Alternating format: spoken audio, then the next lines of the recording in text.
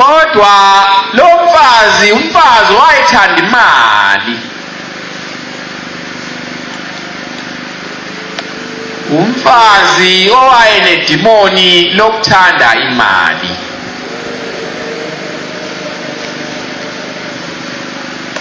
Noma uyathandaza ahlale ecabanga imali ukuthi mangase ngithole amaranda angaka, mangase ngithole iy'nkulungwane ey'ngaka ngangcono.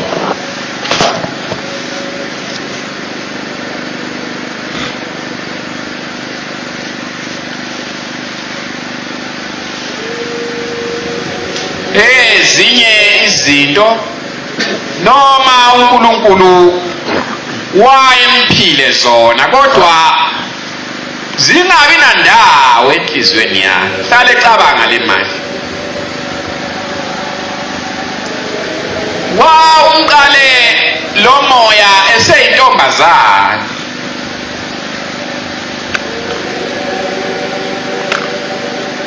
Wawumqale eseyintombazane. Wangenwa umoya wokuthanda imali. Waze wakhula nawo.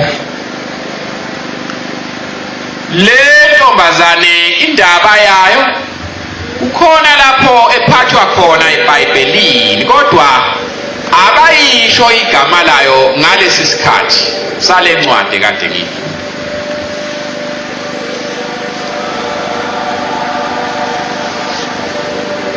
Kukhona umuntu kaNkulunkulu owake waba khona phakathi kwalesi sizwe okukhulunywa ngaso.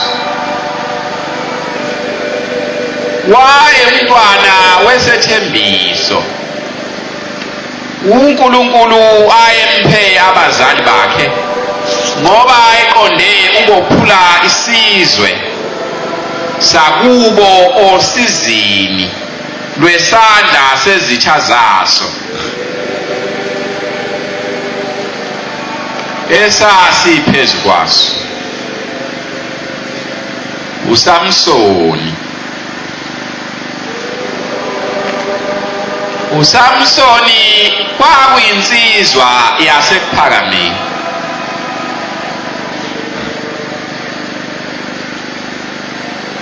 uNkulunkulu ayikhethile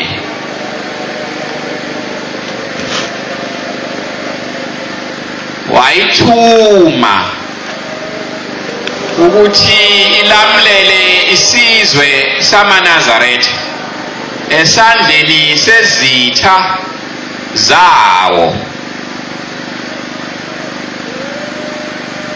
esasiwaqindezela.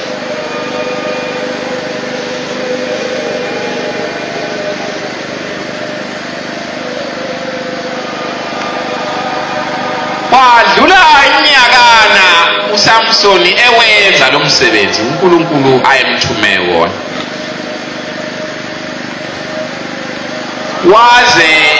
Waziwa ukuthi laba bantu abangamaNazaretha abanakuthintwa muntu ngenxa kaSamsoni.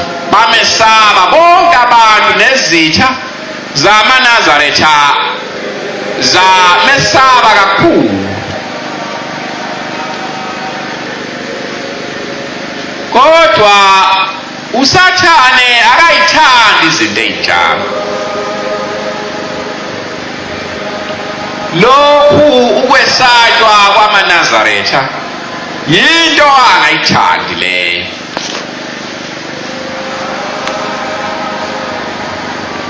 Nokukhululwa kwamaNazaretha yinto angayithandi leyo.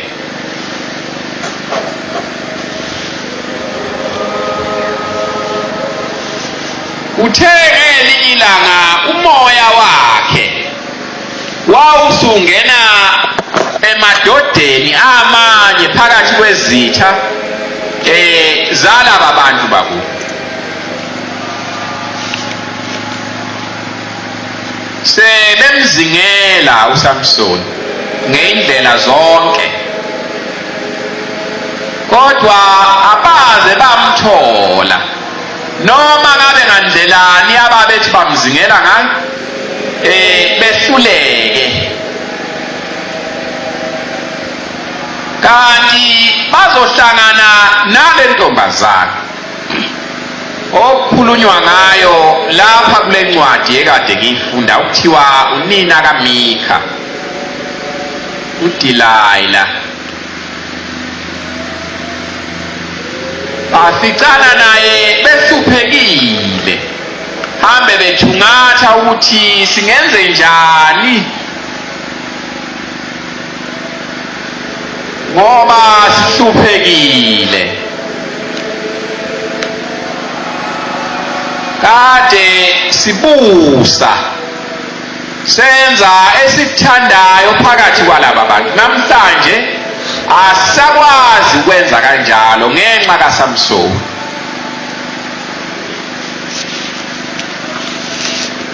Sesibayathe siyamfuna ukuthi singamnqoba kanjani, asitholi noma ndlelani esizama ngayo siyehluleka.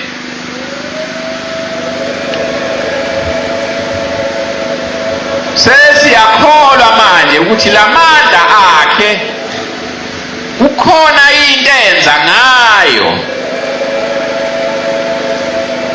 Akekho umuntu ongathi eyedwa kanjengalo Samsoni ekwazi ukunqoba abantu abaningi njengabantu esike simthumele ngabo uSamson, kodwa afika bachitha.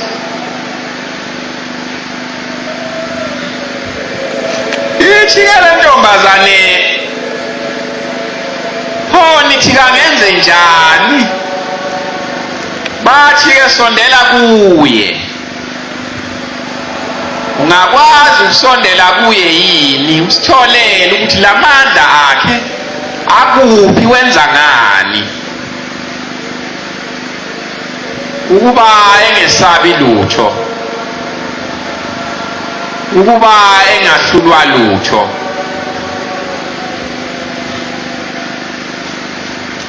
Yayisivuma le ntombazane, yathi ngingakwazi, kodwa ngithembiseni imali,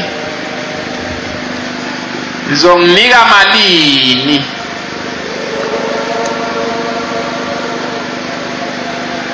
Bayese bethembisa le mali abakhuluma ngayo kule ncwadi engiyifundile, imali uDelilah ayithole ngokudayisa uSamson.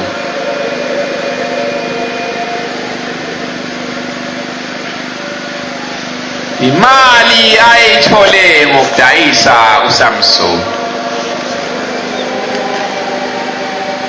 Wakwazi njengokubethembisa kwakhe ukuthi angakwazi ukusondela kuye, agcine amenze uSamson ukuthi amtshele ukuthi wenza ngani.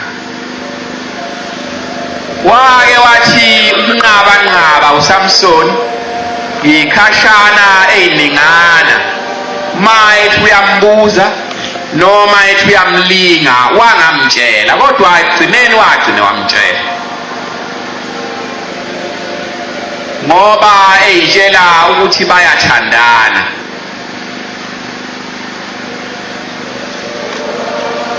Kwake kwaba khona ukusola kubazali bakhe uSamson ukuthi wenzelani, ngoba le ntombazane ayisiye uNazaretha na,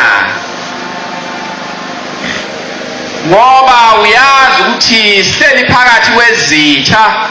Le ntombazane uyethemba kanjani ukuthi kungeze kwenzeka ukuthi ngamhla izitha zamaNazaretha sezifuna zingene ngakuyo?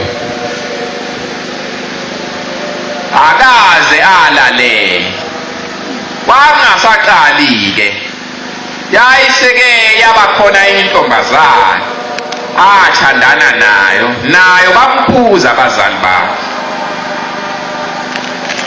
wangalalela noNkulunkulu wangenelela. Kwaba khona izinto amkhombisa zona ezikhombisa ukuthi le ntombazana ayithembekile.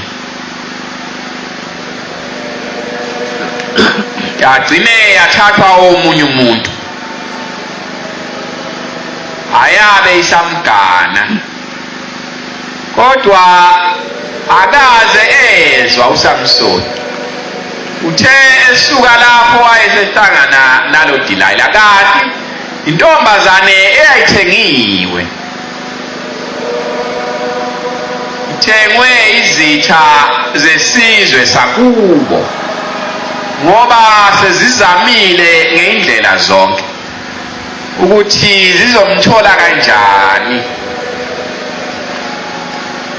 kodwa zehluleka. Mangabe seyikhungathekile zaseyihlangana le ntombazane Delilah, intombazane eyayithanda imali. Mali ithembisa lesi sibalo semali yayisivuma, isithi kulungile. Wake wathi uphunyuka ikhashana uSamsoni, kodwa egcineni yagcine yamnqoba. Agcine wayitshela ukuthi amandla ami lapho ekhona akuphi.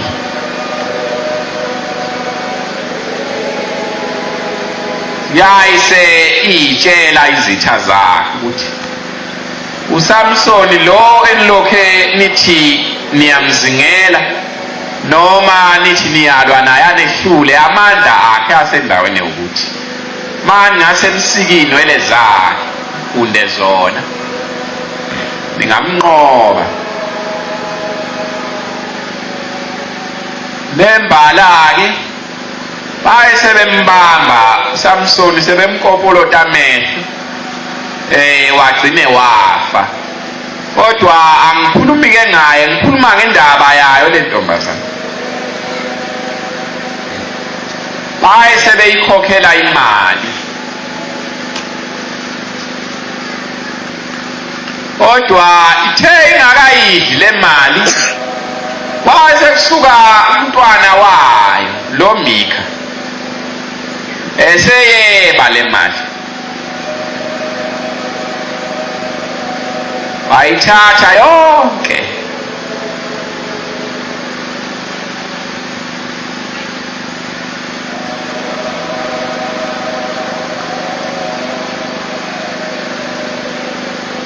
Yaba buhlungu kakhulu inhliziyo yakhe uDelilah, ngoba wayengazi ukuthi le mali ithathwe ubani. Waze wakhipha isiqalekiso,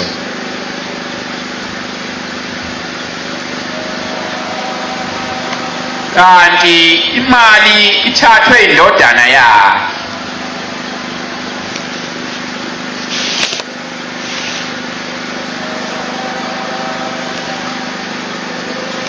Wasala lo mfana wayesehlambuluka kunina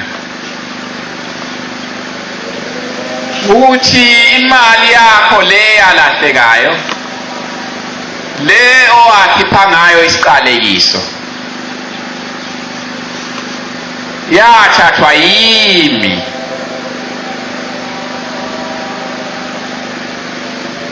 Kunjalo mntanami na? Kunjalo mama.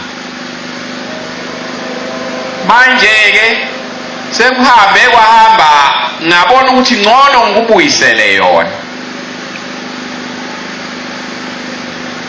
Angazi ukuthi kwakwenzeke kanjani ukuthi le ntombazane ngoba yayisitha salaba bantu iqhubeke ihlale phakathi kwabo.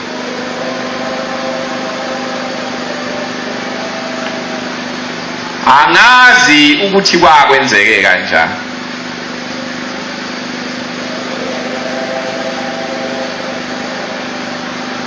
Kodwa izinto ezenzekelayo lezo